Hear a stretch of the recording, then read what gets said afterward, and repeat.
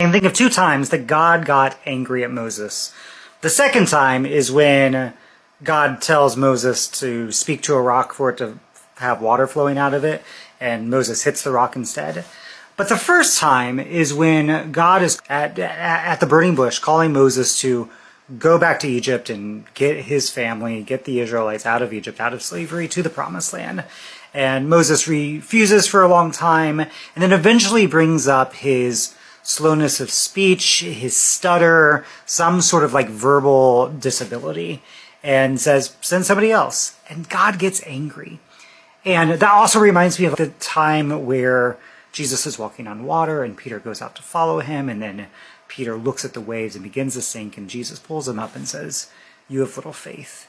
And I think there's this theme of God maybe getting upset at us when we doubt ourselves, like doubt that God's call in our life, doubt our abilities, or think that our insecurities, our weaknesses, our disabilities, our history, our past somehow disqualifies us from being used to reveal God's goodness and God's kingdom.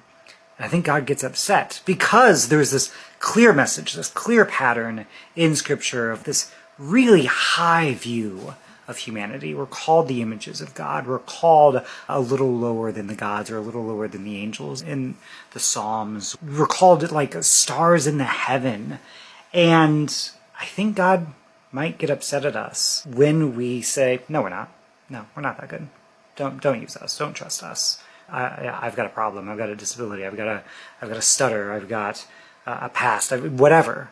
God's like, no, don't talk about yourself that way. Why would you have so little faith? Peter, you were literally walking on water with Jesus. Why would you start to doubt? So I know it's maybe a little bit more on the inspirational side for me, when I'm usually so academic and intellectual, but I think there's something to pay attention to, that voice that says, no, you're not good enough. Don't think that voice is God.